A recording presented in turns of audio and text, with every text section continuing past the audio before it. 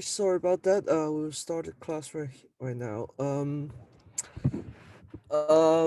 Today will be lecture 16 on chapter 3.4.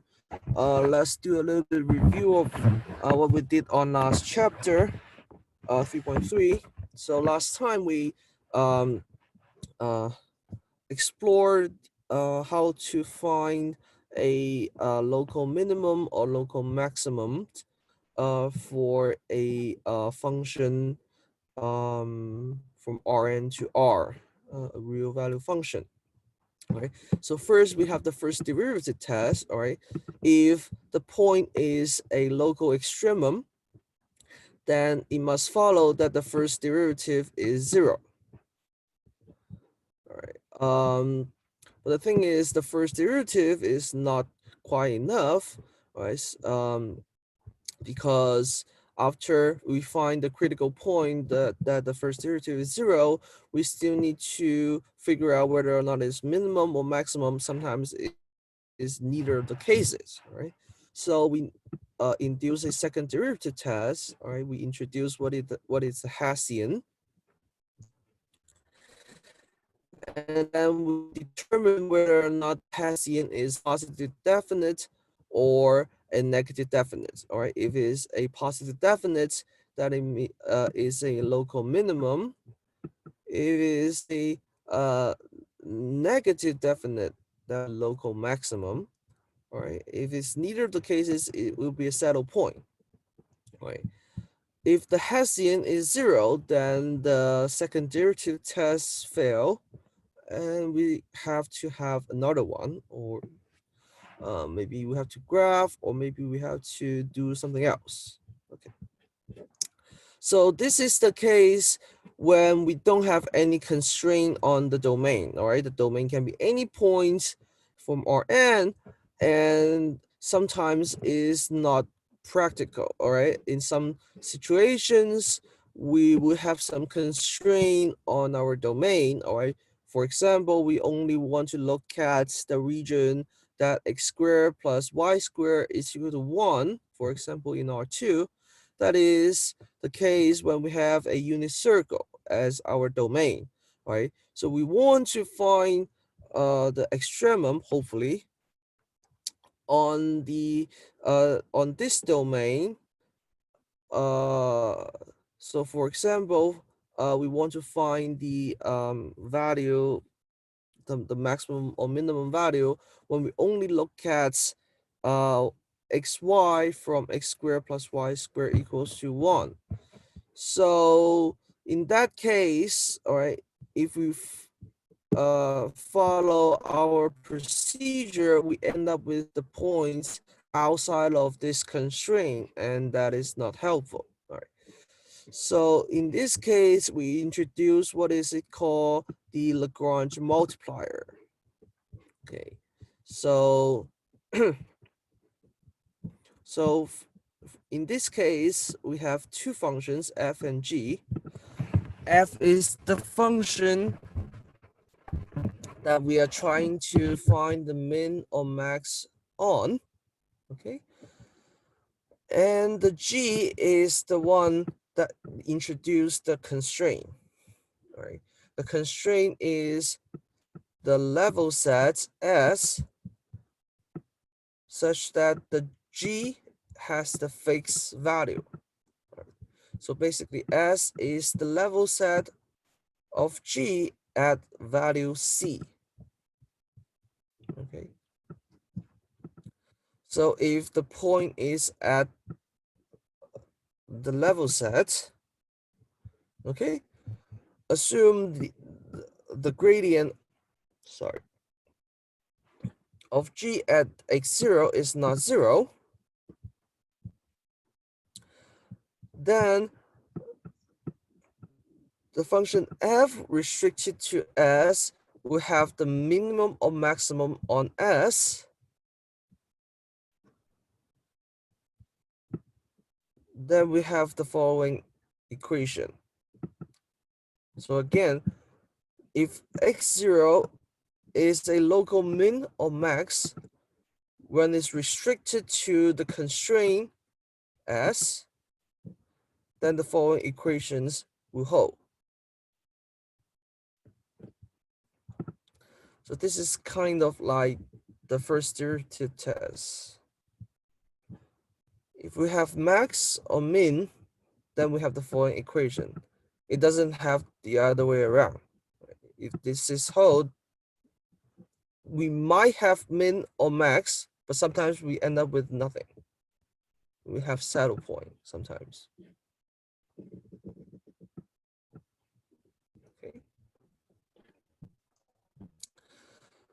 So we call the point that satisfy this condition, this equation, we call them critical points of f restricted to S, right?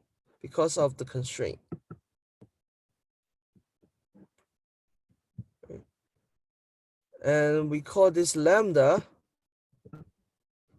the Lagrange multiplier. Okay. So let's look at some examples.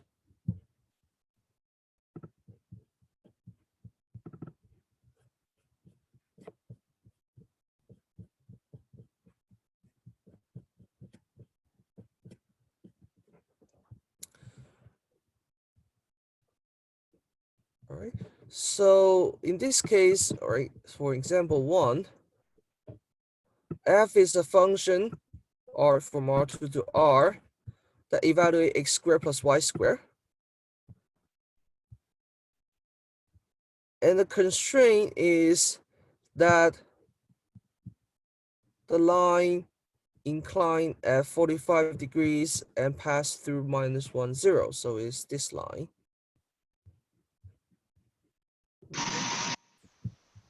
So if we express the constraint as a level set, that the level set would be g equals to y minus x minus 1 and c equal to 0. Okay, so if this is our g, and we set gxy equal to 0, then the level set is just the same as S. So if we use the Lagrange multiplier method, we evaluate the gradient of g and the gradient of f. The gradient of g is -1, 1, minus I plus j. And the gradient of f is 2x to y. It depends on the x and y. Okay.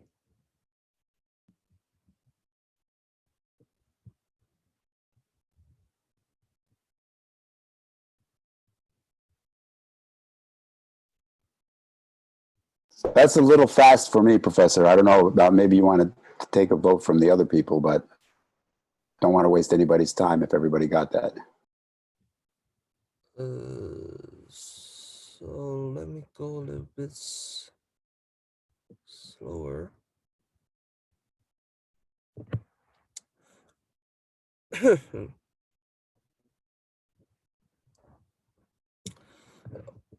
All right, so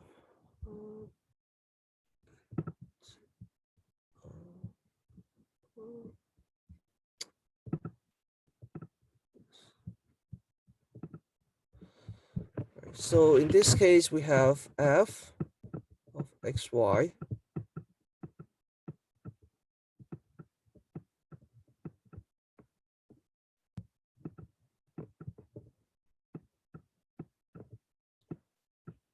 is x squared plus y squared.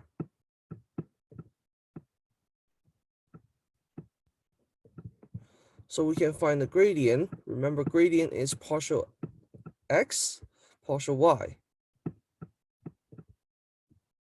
So partial x is just 2x. Partial y is just 2y.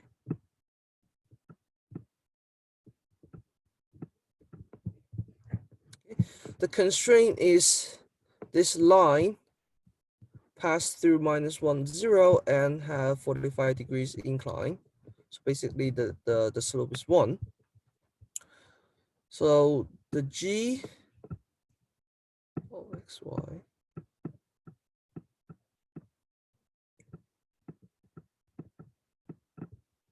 is y minus x minus 1, where g is 0. Right, so this is the level sets that serve as a constraint on f. So we can calculate the gradient of g as well. Right. The partial x is just minus 1. And the partial y is just positive 1.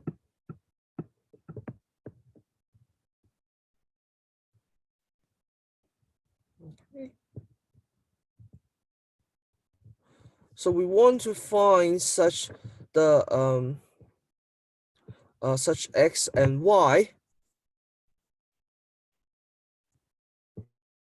on this constraint, because we have to satisfy y minus x minus 1 equal to 0, and 2x equals to some constant. So we have the following equation, right? So we have to find x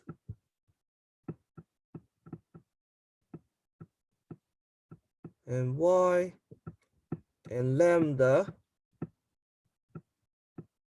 such that 2x is equals to lambda times minus 1,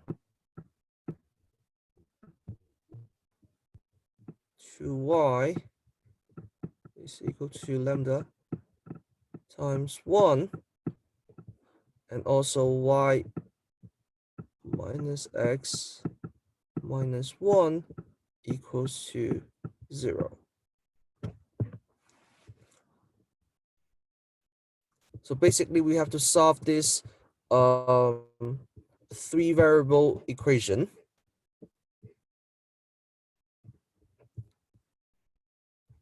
Right. So after solving it, we have x equals to minus 1/2, y equals to 1/2, and lambda is basically 1.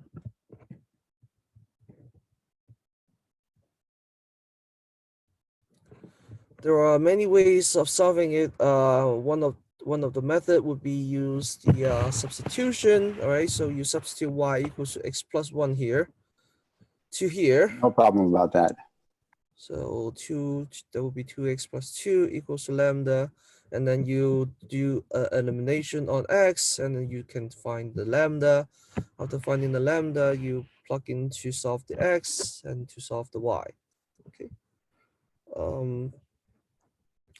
This is relatively simple, but sometimes we might induce higher power of x and y, or some um,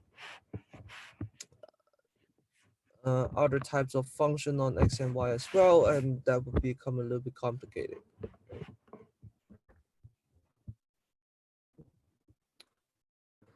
So in this case, we have the point here as our critical point, and we can use, you know, a geometric to determine the nature of this point. All right. So if we go away from this point, then we have farther distance from the origin, and basically f measures the square of the radius from this point to the origin. All right. As we go away from this point, we have larger f. And if we go from go away from this point here, we have larger distance as well. So this point becomes the local min. So this is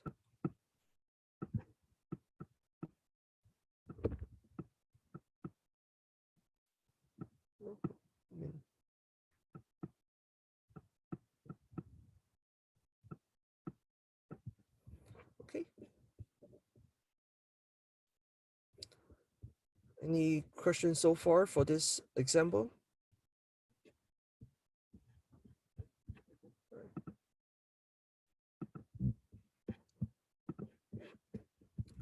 So the next one, again, we have the function f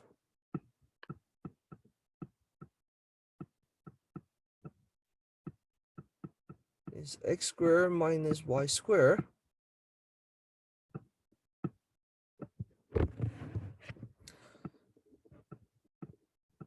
Therefore, we can find the gradient 2x minus 2y.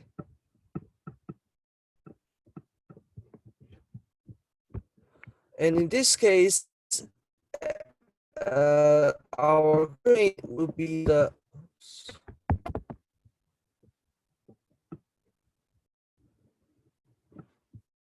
now the constraint is the unit circle around the origin. So basically, now we have g equals to x squared plus y squared, and the constraint is g is equal to 1. So that is the level set that serves as the constraint. Therefore, our gradient of g would be 2x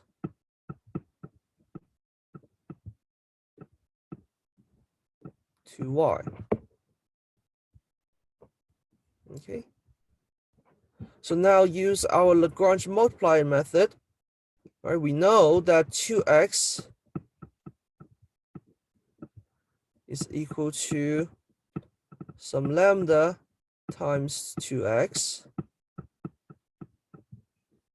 Our minus 2y from the gradient of f is equal to some lambda times our 2y from the gradient of g.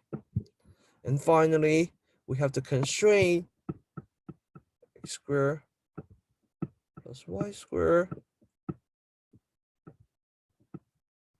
equals to 1. Okay.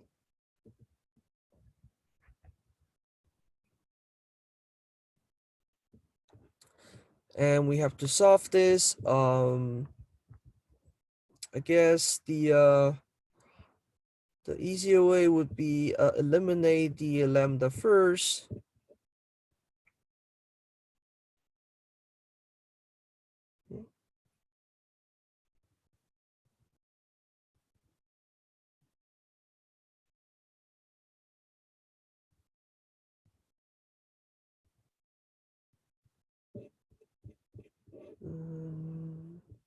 And then substitute into the x squared plus y squared equals to 1.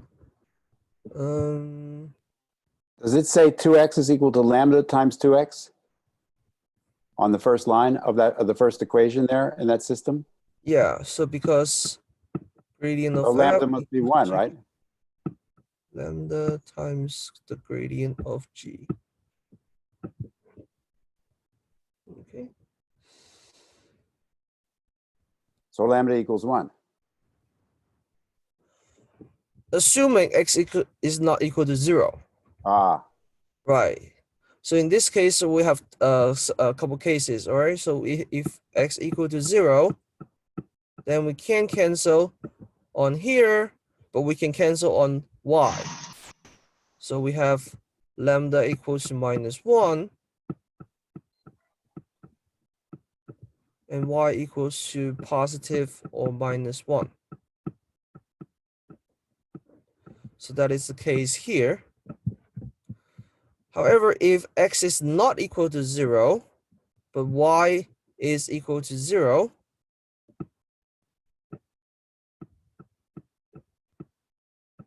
then lambda would be equal to 1, and x equals to positive or minus 1.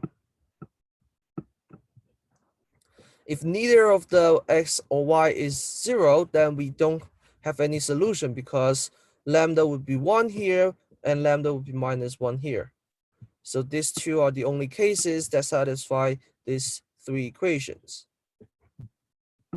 So that's why we end up with 4 critical points here. Right? And next, we have to look at the graph to see, oops.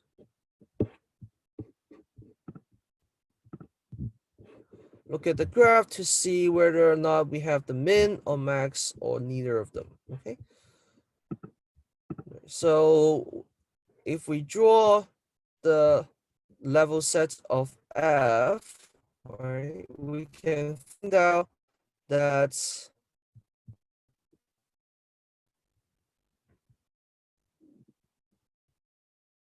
if we go from this point to here, that our F is actually is in an increasing order, right? The value of F, right? It goes from -1 to some point between 0 and 1, and then 0.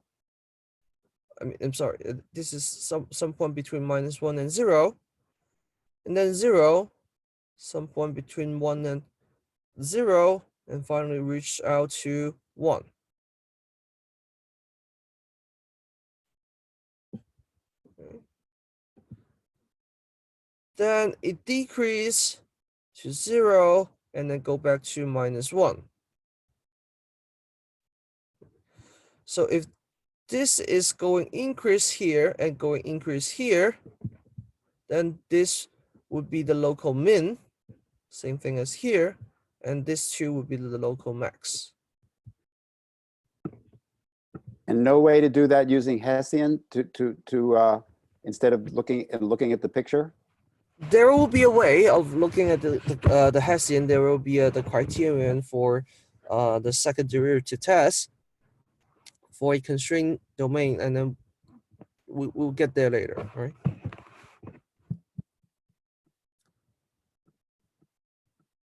But with the Lagrange multiplier, we have to use, other methods. Or in this case, we look at the picture to determine whether or not these are min or max or neither of them. So this two is the local max.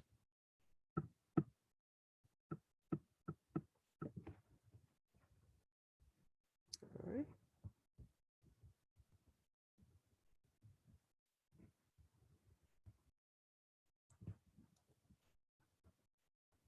Okay.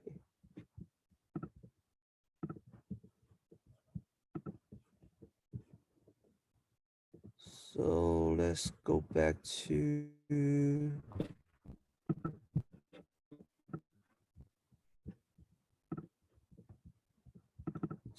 this, the notes.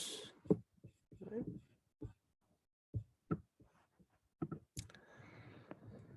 So the proof for this theorem requires implicit function theorem, and we haven't gone to that yet. We probably won't got to that part. I would probably put the some of the proof as the take-home part of the exam as in extra credit. However, there is a geometric importance for this type of Lagrange multiplier, right? If we have the constraint, right, to a surface, in this case is the level sets, right?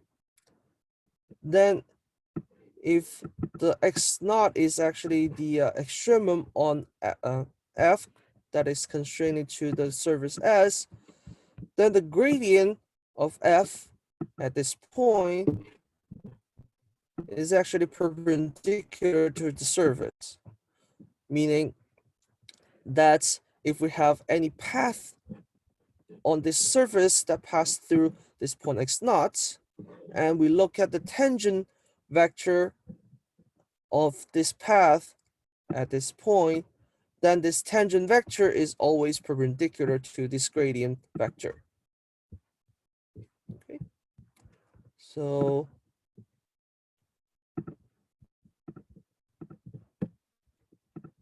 if we want to draw a picture,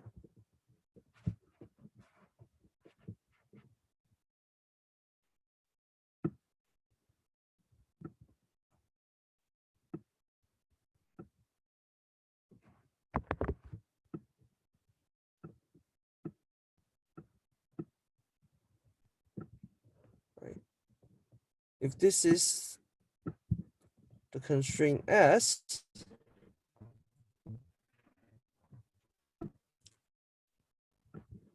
and this is our x naught,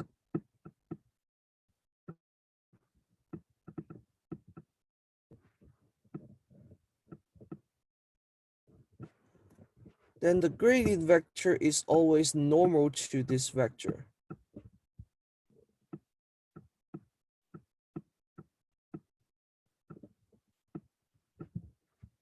To this surface, meaning that if we have the path, let's say this is our path, and this would be the tangent vector,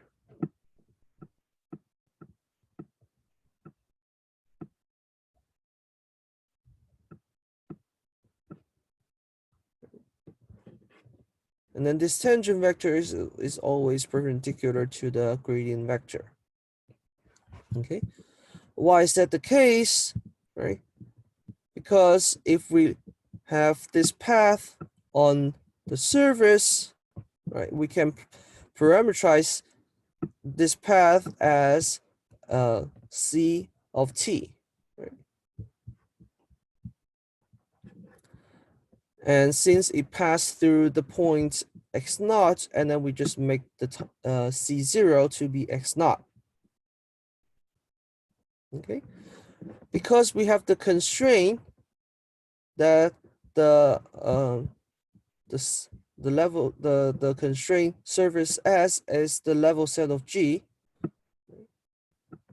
So G of the path C is equal to constant C everywhere. If F has the extremum, then from the first derivative test, this is a critical point. So we have the derivative being 0, right? And then we use the chain rule on the ddt here, right? If you use the chain rule, becomes the gradient of f evaluated at x naught because c0 is x naught, dotted by the ddt of c when t equal to 0. So basically this is the c prime of 0, which is the tangent vector. Right? Because the dot product is 0, so these two vectors are perpendicular to each other. And since the path C is chosen arbitrarily, we didn't have any preference when we choose the path, right? Then any path on this surface has this property. So the gradient is actually perpendicular to the surface at this point. So this gradient vector is a normal vector. So when we go back to our previous example,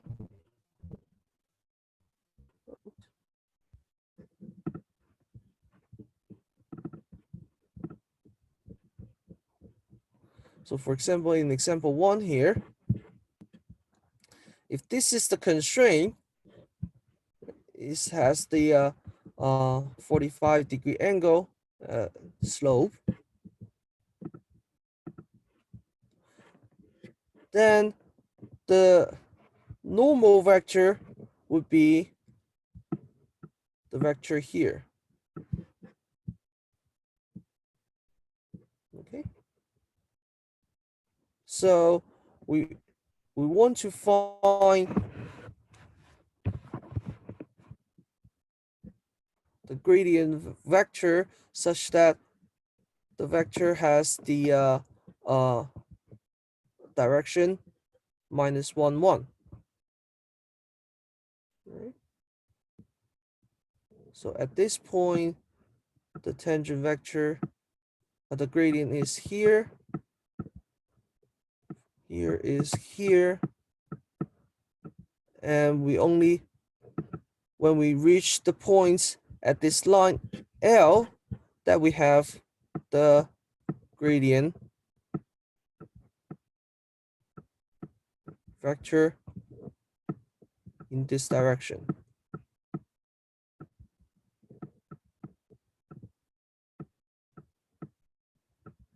Right? So that means that our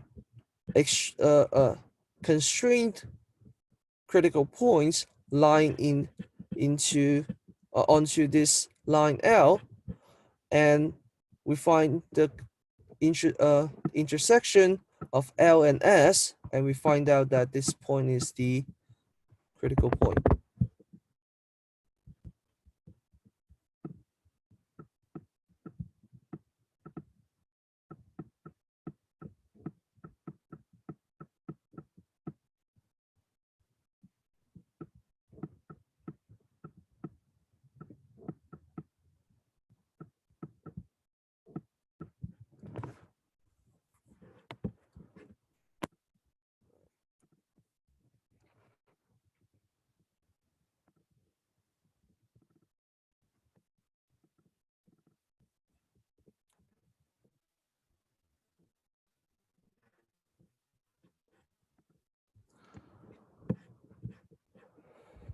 All right. So sometimes we have more than one constraint. So we are looking at the constraint as the intersection of many level sets. All right. So we have first level set, second level set up to, let's say, k many level sets. And we look for the intersection of all these level sets. And then put it as into the set S, the surface S. And if the point in S is a constrained critical point, then we have the following relationship, right? The gradient vector is basically linear combination of all this k many gradient vector on G, assuming all these gradient vectors are linearly independent. If they are not linearly independent, then this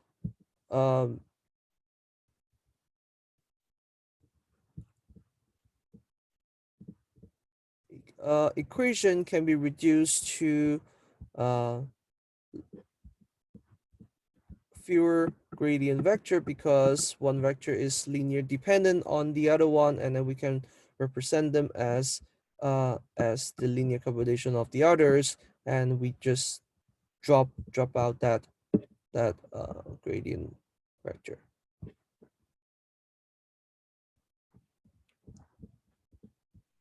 Okay.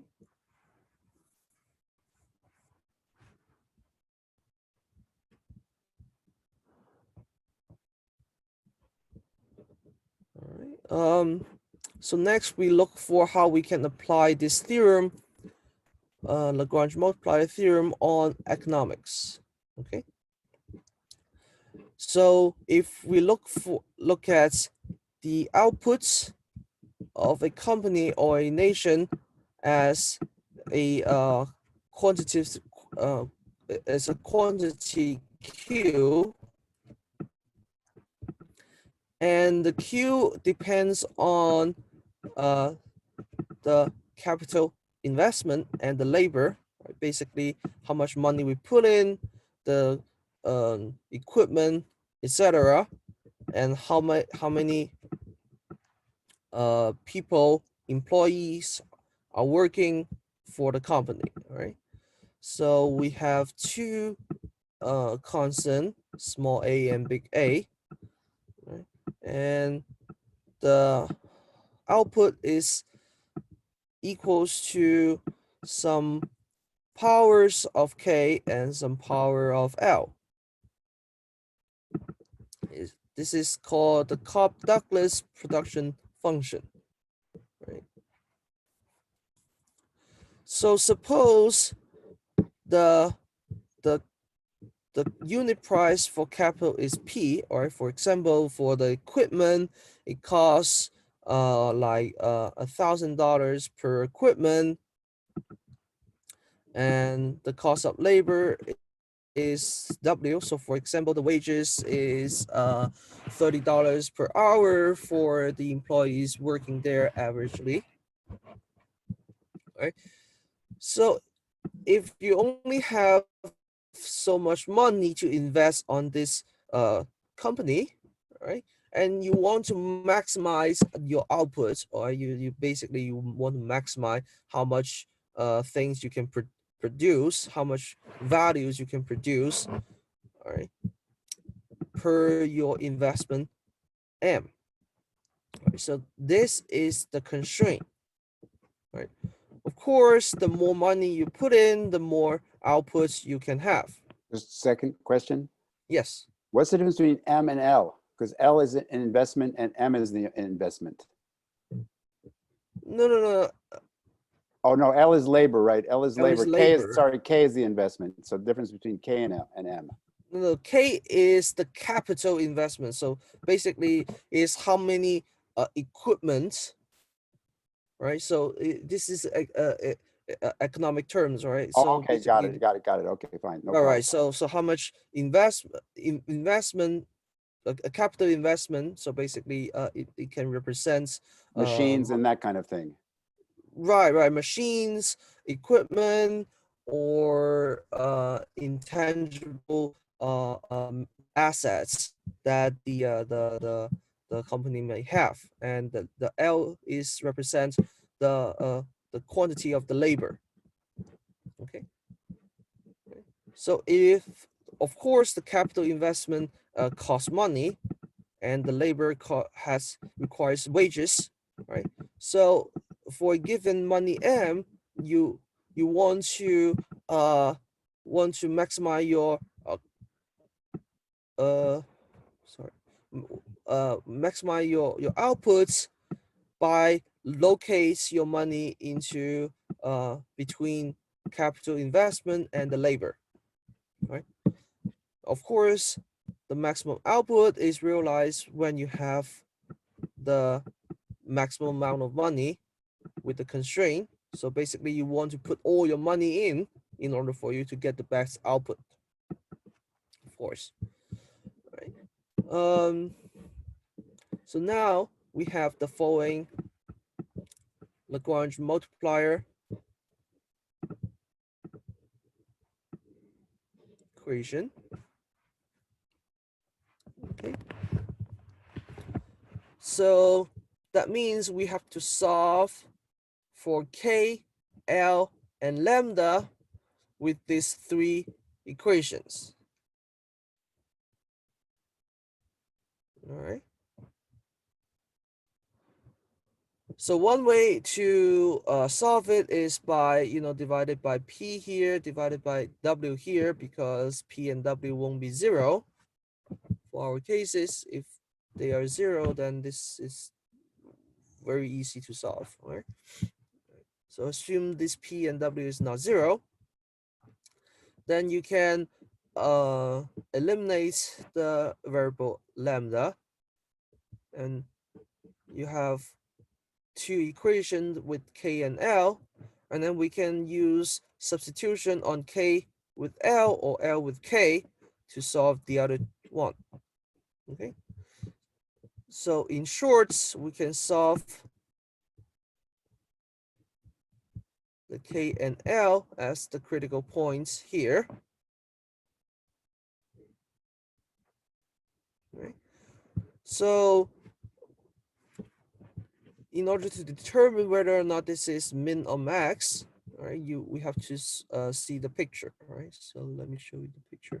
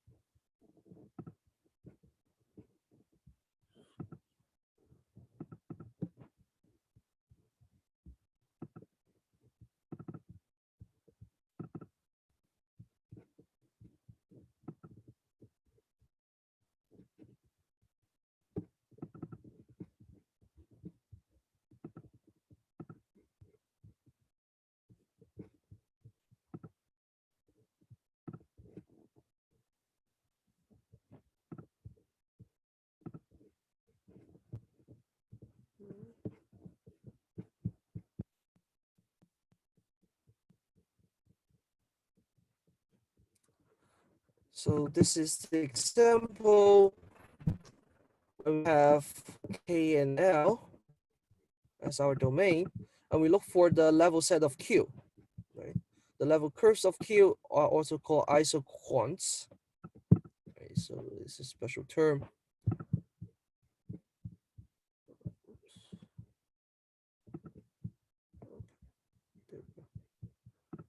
So as you can see that if we go to further away from this region, then we have increasing Q. Right? That makes sense because that's when we have more money. All right. However, we want to maximize our output. So the optimum value occurs here. Right? Indeed, at this point, you have the gradient vector here, which is perpendicular to the level sets.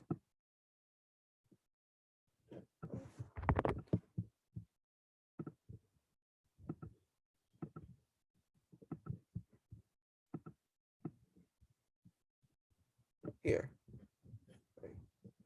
The level set is the blue line, and the gradient vector is perpendicular to these level sets. So that means this point is a critical point. Okay. As we go away from this point, right, we have smaller level sets of F. Right? And as we go from here, we have smaller level set as well. Right? Because the level set of F goes like this. Okay. So this is the point with the highest value of F. So this is the maximum point. This represents the optimum value for you to gain the maximum outputs for this company.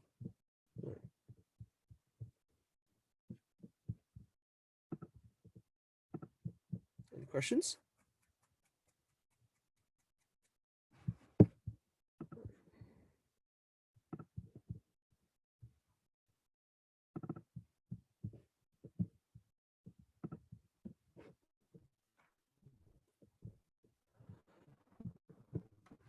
All right, so if we have take a deeper look at the Lagrange multiplier equation, right?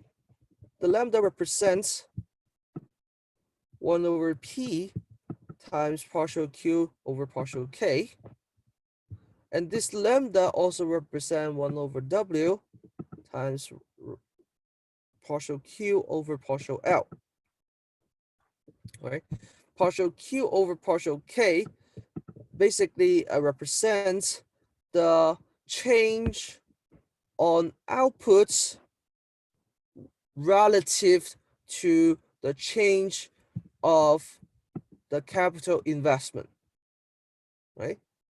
So basically it measures quantitatively how much you change when you increase or decrease your capital investment, right? However, this is trade-off by P because that is the unit price for the capital investment. So basically this measure the change of your outputs when you change $1 of capital investment. Same thing here. This represents the change of outputs when you change $1 worth of labor. Okay. So when this two is equal, that means that when you reallocate the money from capital investment to the labor, you don't have any change in the outputs.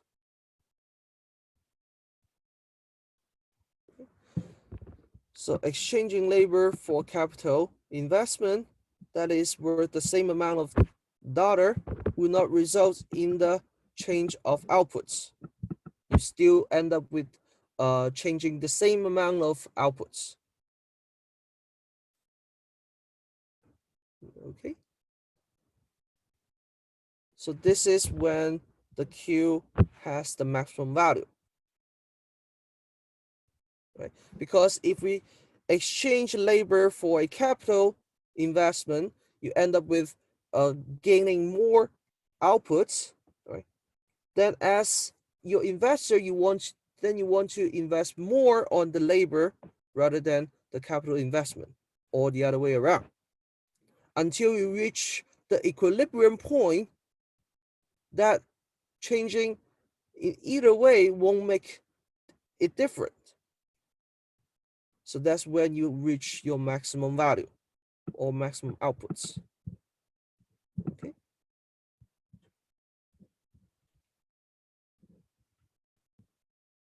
Any questions?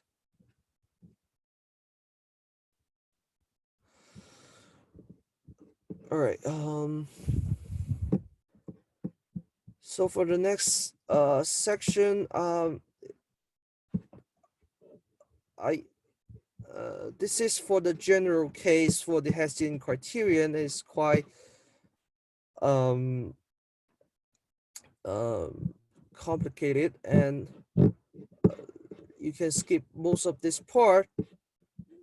And what we want to emphasize is when you have only one constraint and the two function is from R2 to R. Right. So the basic idea for the this Hessian criterion is we have a, remember, for a second derivative test when we don't have any constraint, we have the Hessian as a n by n matrix, right? However, if we throw in the constraint, right, we have to expand our Hessian. So this is our new Hessian with lambda and the point x naught. Okay. So we put our constraint here and here. So we throw in another row and throw in another column. Right? So this is basically the gradient vector put in the row and the gradient vector put in the column. Okay. And for this part, we look at the new function h, right? H is basically f minus lambda g. And we look at h11 basically is the partial x squared h. h12 is basically partial x, partial y. Here is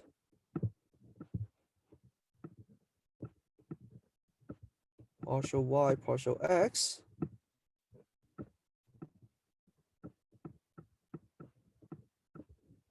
And here would be partial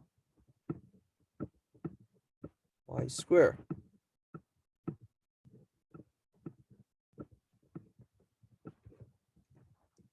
Okay. Or evaluated at x naught. Okay. And after we find this big Hessian matrix, and we look at the determinant. Okay. If the determinant is positive, that is a local mean. This is a typo, sorry.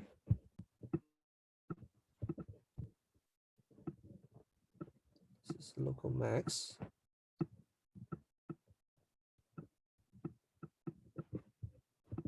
And the determinant is 0, and we call it the degenerate point, and we the Hessian criterion fails.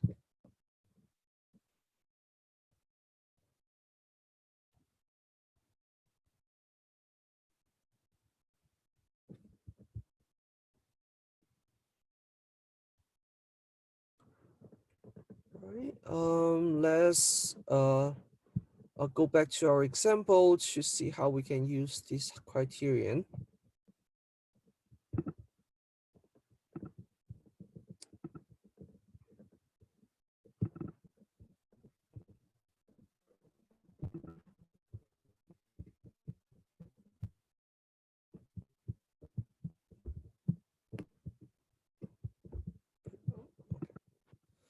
So go back to our example 1.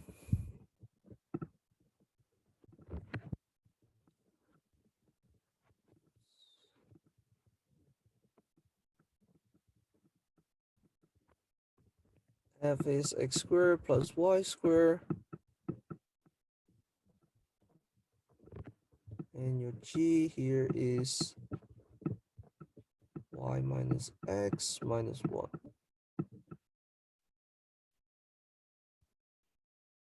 Okay. So our h is f minus lambda g.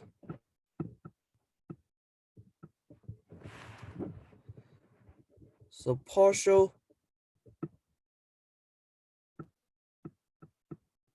x on h will be 2x plus lambda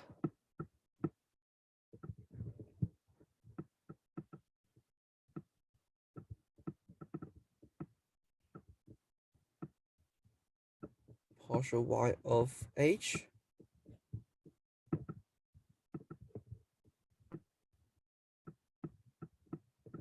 is 2y minus lambda. Because partial x on g is just minus 1. So minus 1 times minus lambda will be positive lambda. This There you one go. will be minus lambda. It's working. I'm loud. Okay. So after we find the first derivative, then we can find the second derivative. All right. So the partial x squared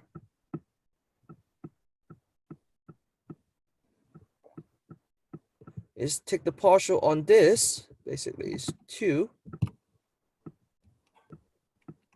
Yes.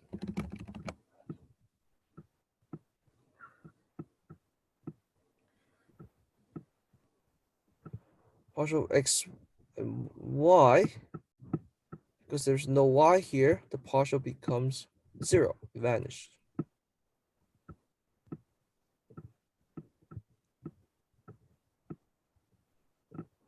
And the partial y squared is 2.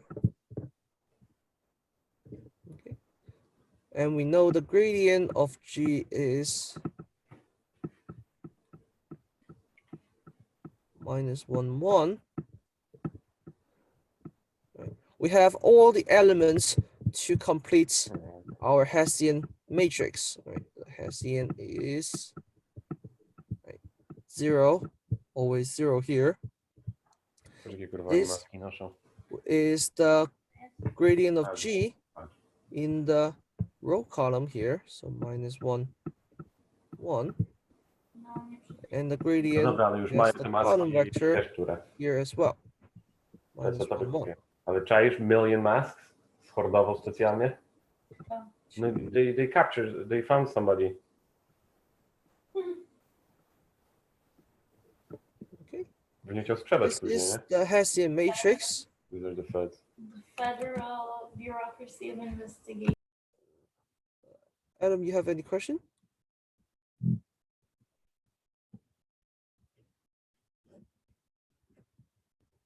Okay. So this is the matrix. Okay. Then we look for the determinants of this matrix. Right. Remember, for a 3x3 matrix, the way to do it is 0 times the determinant here minus -1 times the determinant of -1, 0, 1, 2, and 1 times determinant -1, 2, 1, 0. So this is 0 -1 times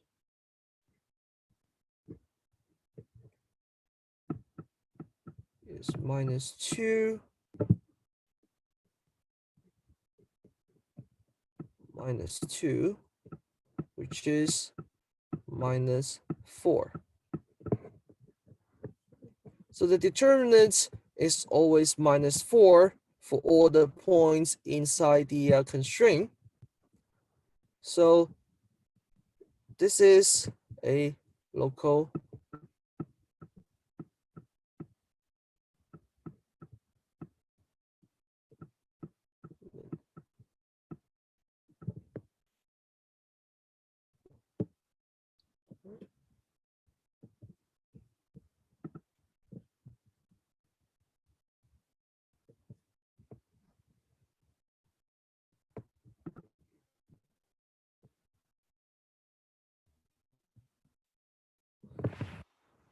one second.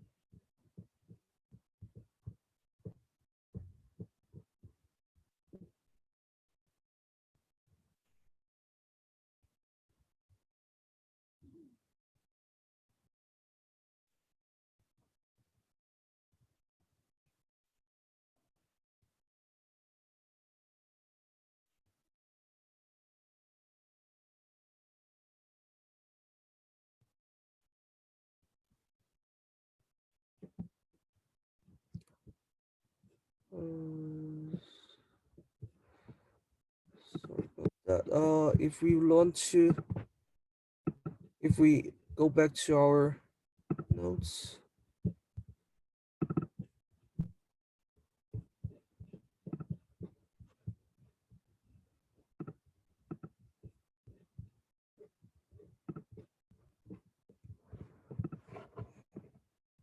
This should be max, sorry. This is a typo. So after we find out from the example that the determinant is a negative number, then this is a local min.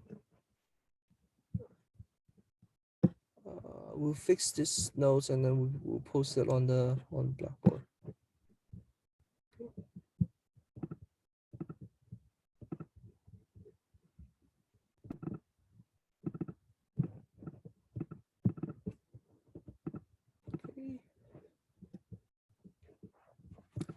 Let's continue. Oops.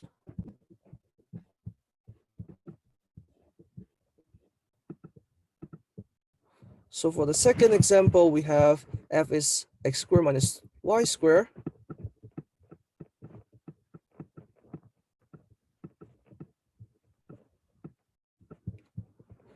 And our G is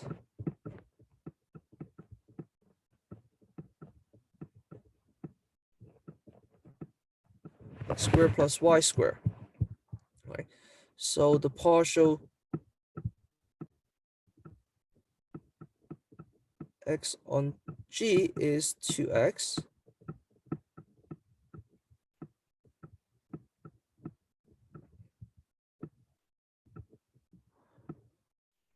Partial y of G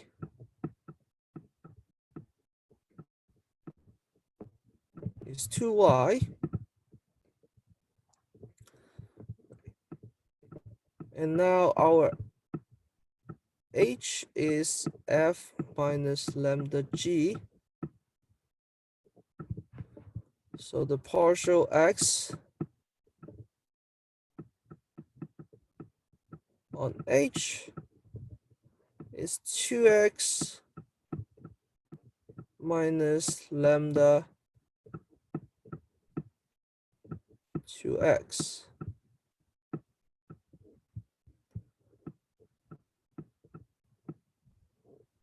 And the partial y is 2y plus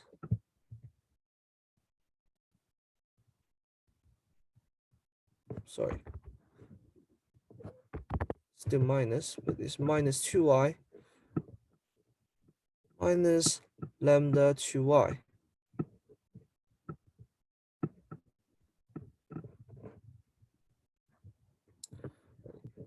This is the first partial, and we can do the second partial after that.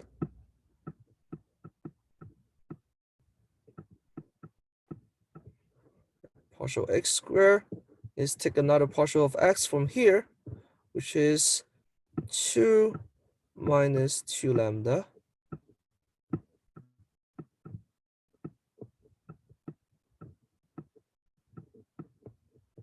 If we do a mixed partial,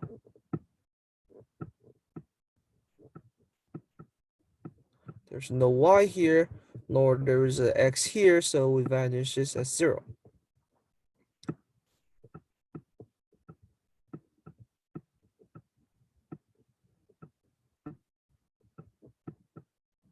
Finally, for the partial y squared for here, it would be minus 2 minus 2 lambda.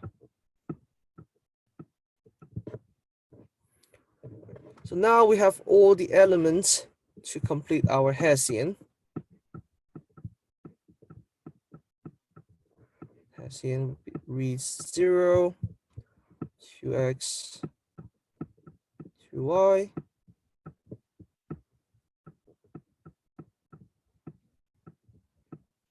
2x, 2y here, and this is 2 minus 2 lambda,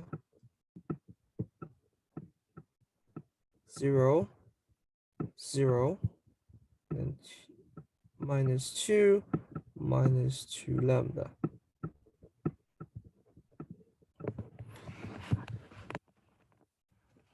Okay.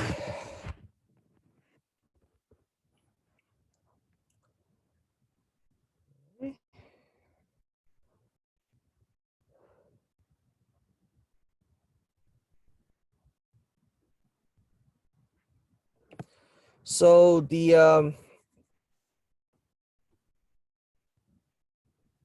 determinant for this Hessian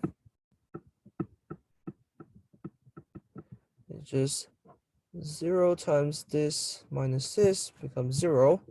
2x times this minus this is 0, so it's 2x. 2x, so minus 2x times 2x times minus 2 minus 2 lambda.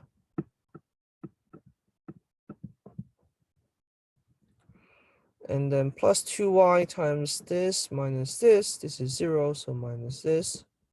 So 2y times 2 minus 2 lambda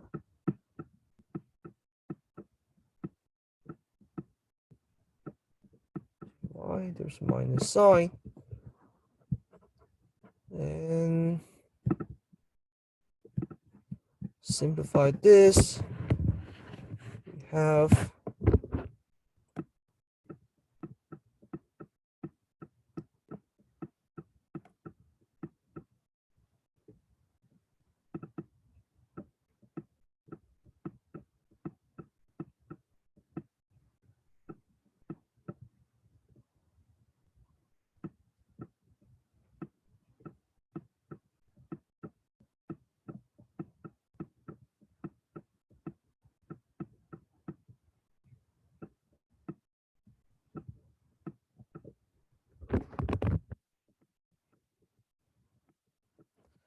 so we have this as the expression of the determinant of the Hessian.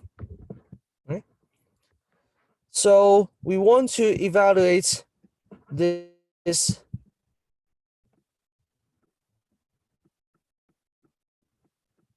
determinant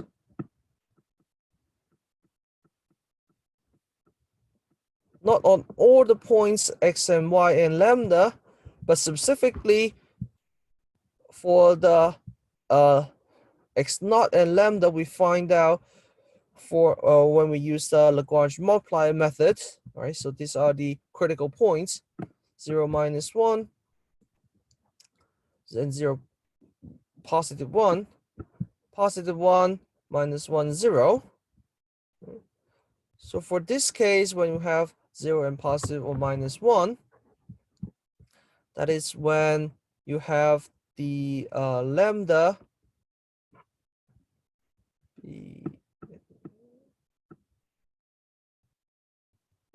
So this is lambda is -1.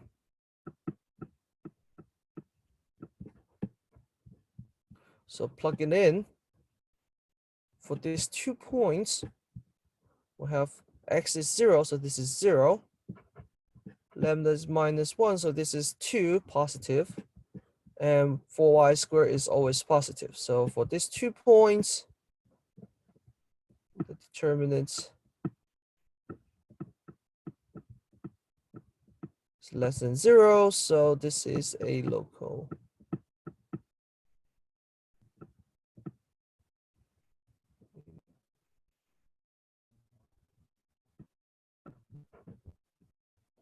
Right. Okay.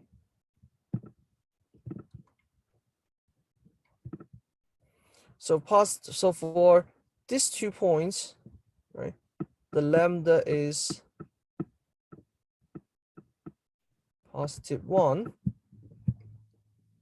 And when you plug it in to calculate the determinant, right, this in this case y is 0, so this one's gone. Lambda is 1, so this is 2. 2 times 2 times 4 is 8, which is positive.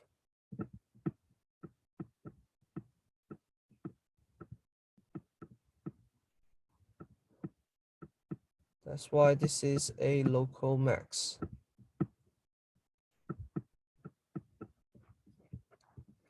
Right.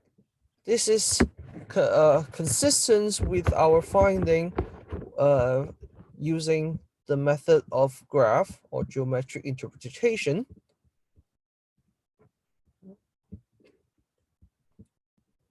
Now we use the Hessian criterion.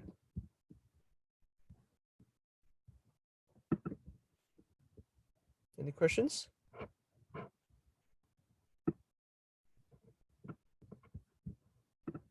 All right.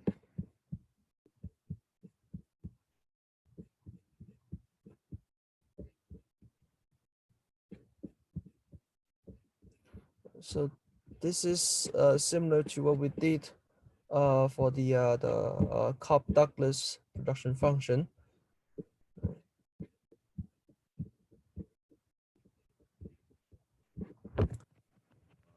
And look for one more example.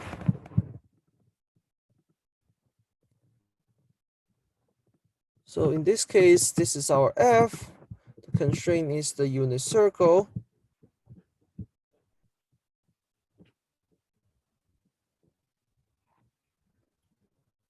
So we need to, first step is to find all the critical points. Right? Basically, we have the Lagrange multiplier, and we find the x and y and the lambda that is constrained to these three equations.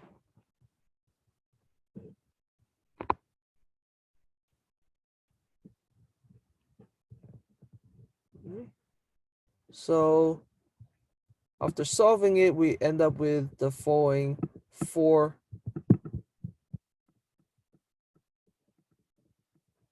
conditions. All right.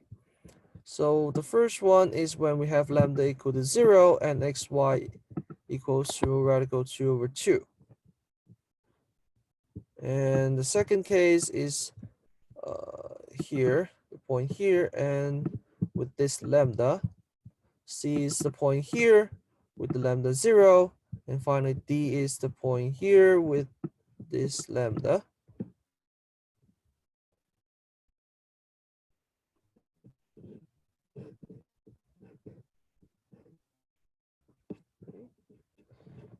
So if we visually look at the graph, all right, then if the n is even, we always have positive numbers. So A and C is minimum and B and D would be maximum. If n is odd, then B is max, D is min, and A and C would become neither. So this is only by inspection, or the method of geometric interpretation. We need to find the Hessian in order to verify that. Okay. So this is the Hessian matrix. We do all the computations. And the determinant is the expression here. Right. Of course, when n is even, right, this is also even. So this one will always be positive. This one is also positive.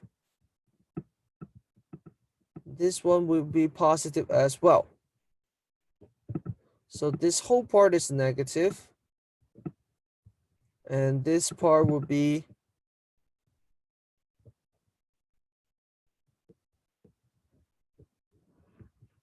zero for B and D.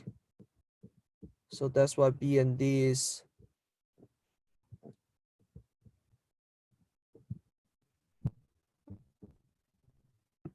max.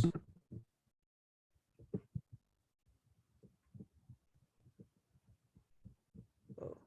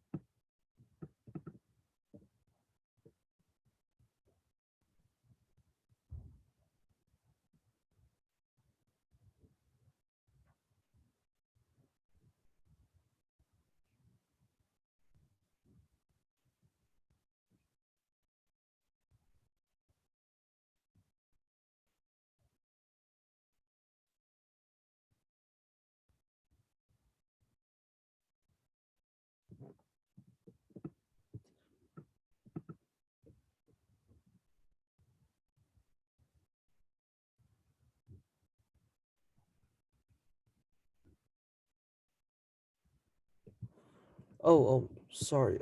At B and D, this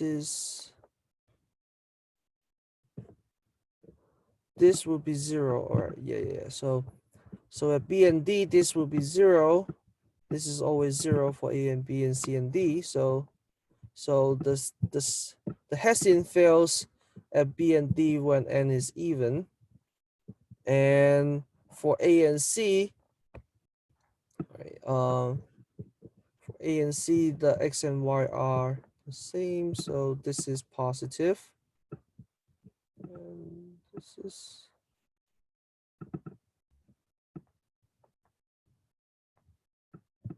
is 0.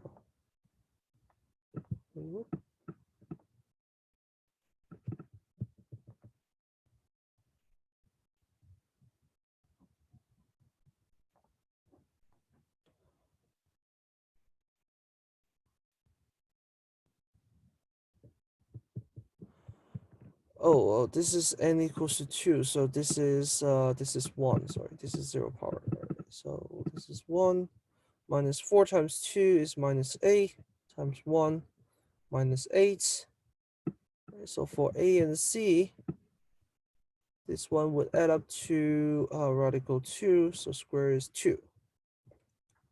So 2 times minus 8 is minus 16, right? So if the determinant is negative, then this is a local min, and indeed A and C are actually a minimum point.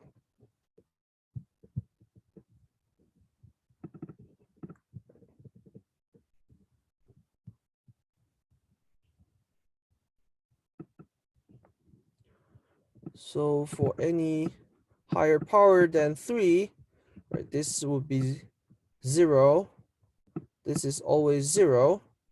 So the whole term is 0. So we can use the test on these occasions. Right, so we can only use it on n equals to 2 and to pick up the minimum at A and C. All right.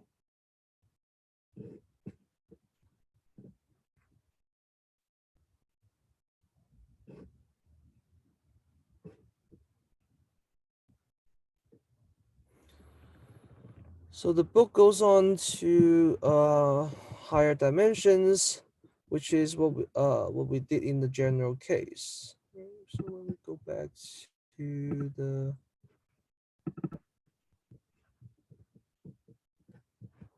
general case, all right. So in this case, we may have more than one constraint. We have first constraint on G1, G2, all the way to GK, and we put it in the this order as well. So this is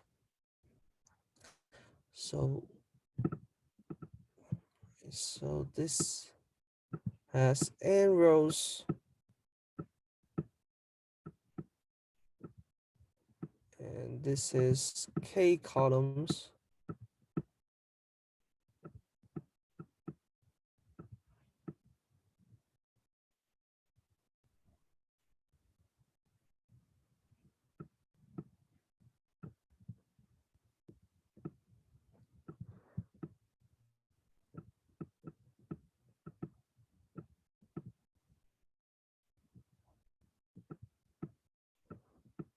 This is the other way around. K columns and k rows.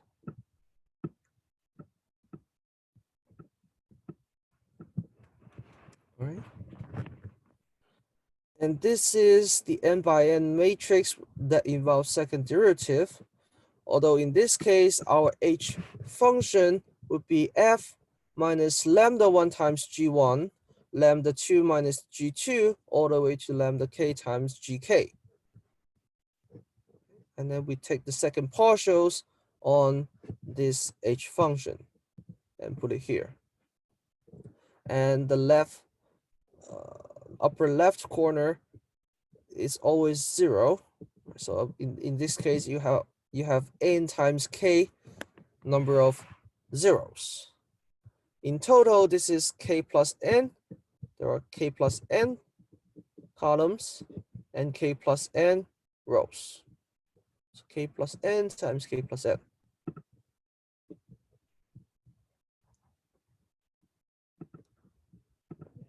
So, and then we look for the sequence of these n minus k numbers. Right.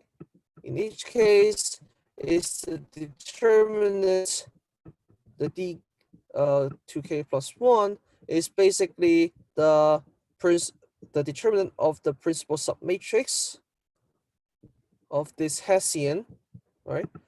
With 2k plus 1 times 2k plus 1 entries. Remember the principal submatrix is, so if Aij is a matrix, then the principal submatrix A1 is basically A11,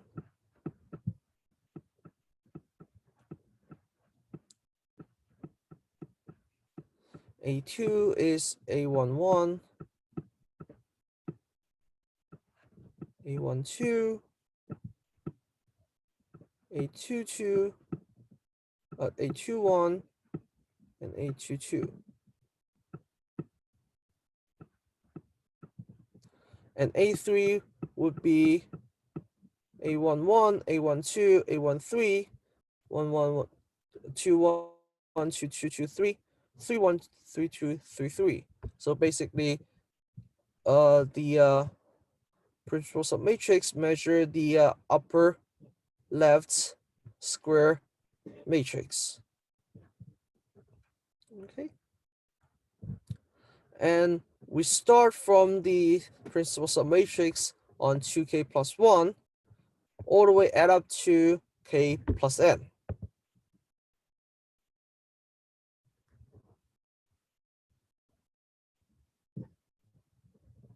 Okay.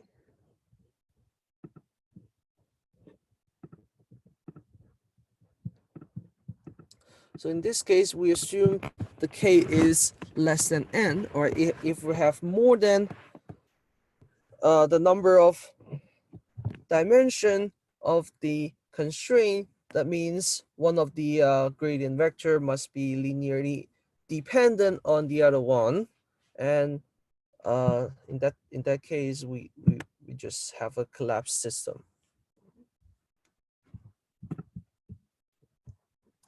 So after we find out all this sequence of numbers, right?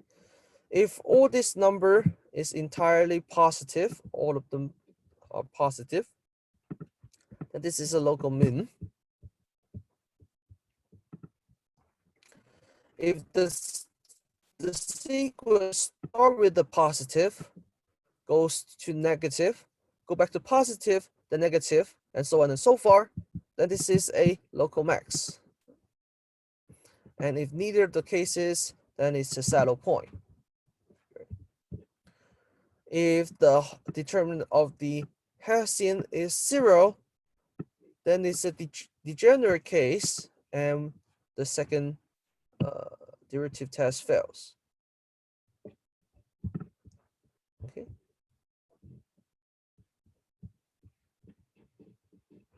All right, so that's it for the lecture. Any questions before we go?